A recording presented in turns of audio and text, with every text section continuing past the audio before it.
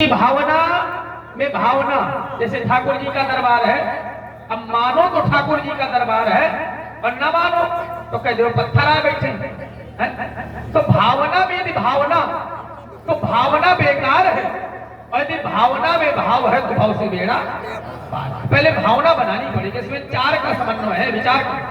नाम, शाम से भगवान का नाम लिया जा रहा है। रूप का दर्शन आप लोगों ने किया होगा।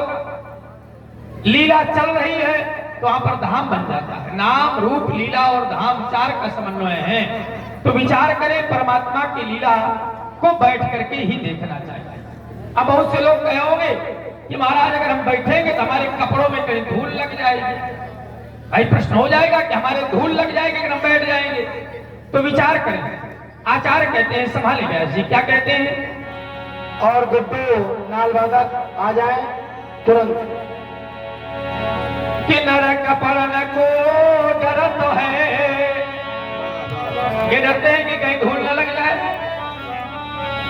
नरक पड़न को डर तो है और नरक पड़न को नाय, और नरक पड़न से ना डरे वो नरक पड़न को नाय।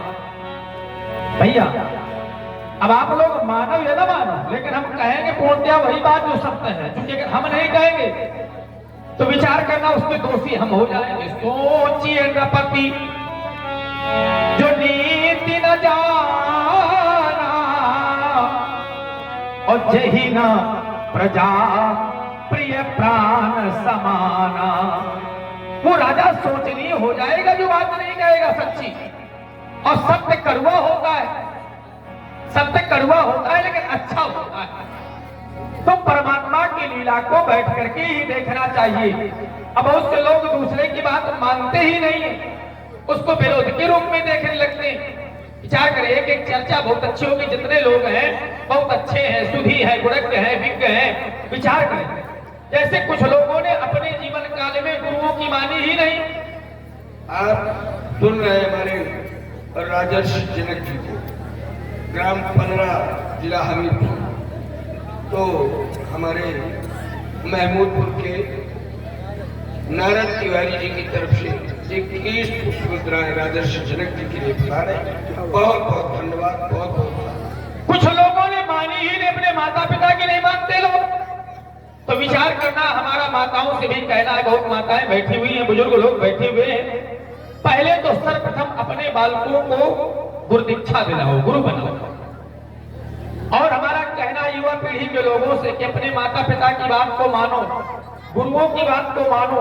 जिस मार्ग पर हमारे अच्छे लोग चले हो उस मार्ग पर चलो। महाजनों से जेन गता पंथा। और जिस बात को, और देखिए हमारे आदरणीय परम श्रद्धेय राघवेंद्र मामा जी जो नामको रामलीला समिति के अध्यक्ष हैं, बहुत सुंदर लीला इनके माध्यम से वहां होती है 2 दिवसीय। उनके द्वारा 50 पुष्पोद्राएं जनक जी की सुंदर वाणी पर प्रदान हो रहे हैं। भाई बहुत बहुत धन्यवाद, बहुत बहुत साधुवाद। तो गुरु की बात माननी चाहिए। और भैया हमारे शब्दों को एक ध्यान दे करके सुनना, बहुत अच्छी बात बताना चाहिए। भृगु संहिता का एक आप लोगों को एक सूत्र देना चाहते हैं। विचार करें, रवि पंचक जाके नहीं, अर्थ समझने की कोशिश करना, हो सकता है किसी को आता हो।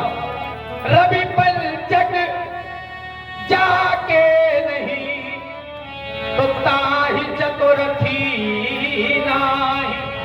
रवि पंचक, रविवार से 5वां दिन कौन सा है? रविवार, सोमवार, मंगलवार, बुधवार और गुरुवार। जिसने अपने जीवन में गुरु नहीं बनाया, विचार करें, भृगु संहिता का सूत्र कह रहा है, रवि पंचक जाके नहीं तो ताहि चतुर्थी नाही। चौथे स्थान पर है कौन? बुद्ध। माने उसके जीवन में ज्ञान का समावेश नहीं हो सकता है। गुरु के न हो ये ज्ञान। आचार्य तुलसी लिखते हैं कि क्या बिना गुरु के ज्ञान संभव? और लिखते हैं कि गुरु के बगैर चाहे स्वयं ब्रह्मा हो और चाहे स्वयं शंकर हो और चाहे नारायण हो, लेकिन भव सागर से पार होने वाला कोई नहीं। और हमारी आपकी सामर्थ्य क्या है? गुरु बिन भवनिधि और जो भी रंजित शंकर सम होई। विरंज माने ब्रह्मा और शंकर, क्या भव सागर से जब वो नहीं पार हो सकते तो क्या आप उनके आगे हैं, हम उनके आगे हैं। तो गुरु की बात मानना और गुरु बनाना हमारा परम कर्तव्य है। रवि पंचक जाके नहीं, जिसने गुरु नहीं बनाया तो ताहि चतुर्थी नाही, उसके जीवन में बुद्धि विवेक ज्ञान नहीं आ सकता है। होगा उसके जीवन में क्या? बोले ही सप्तक घेरे रहे।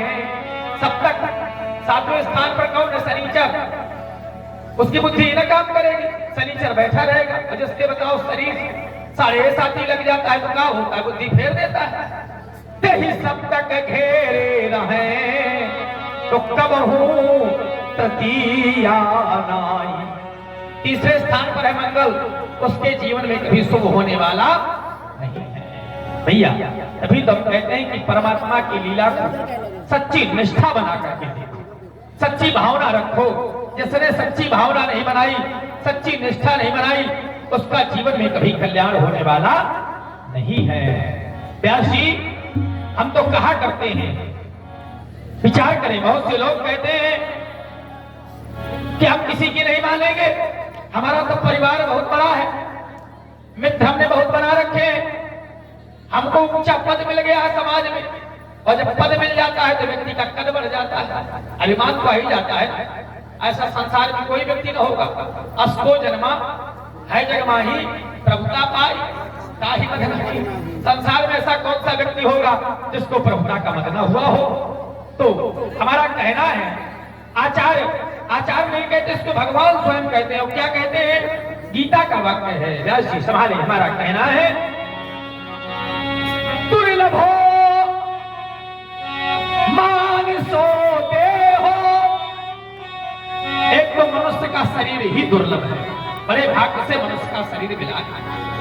जो हमारे पूर्व के पुण्य इकट्ठा हुए होंगे तभी मनुष्य का शरीर मिला है। दुर्लभो मानसो देहो और देहि नाम क्षण भंगुरा। देहि नाम क्षण भंगुरा। एक तो मनुष्य का शरीर दुर्लभ है, और शरीर कैसा है? यही सत्य है कि क्षण भंगुर, एक दिन इसको समाप्त होना ही ये सत्य है। यद्यपि हम आप लोग जीवन की खोज में फिर रहे हैं, और सत्य ये है कि एक दिन इसको समाप्त होना है। इसी बात को आचार्यों ने अपने शब्दों में कहा है। क्या कहा है? कि क्षण भंगुर जीवन की कलिका। यह जीवन रूपी कली बड़ी ही क्षण भंगुर है। जैसे पुष्प आपने देखा होगा, गुलाब का पुष्प देखा, उसकी कली कितनी कोमल होती है, बिखर जाती है। तो ऐसे ये भी शरीर है, उससे भी कहीं ज्यादा कोमल है। क्षण भंगुर। अखिलेश पांडे, ग्राम जोगापुर, आपकी तरफ से 21 मुद्राएं राजर्षि जनक जी के लिए बहुत बहुत धन्यवाद। क्षण भंगुर जीवन की कलिका, कल प्रात को जाने खिली न खिली मलया गिर की कुछ सी कलम।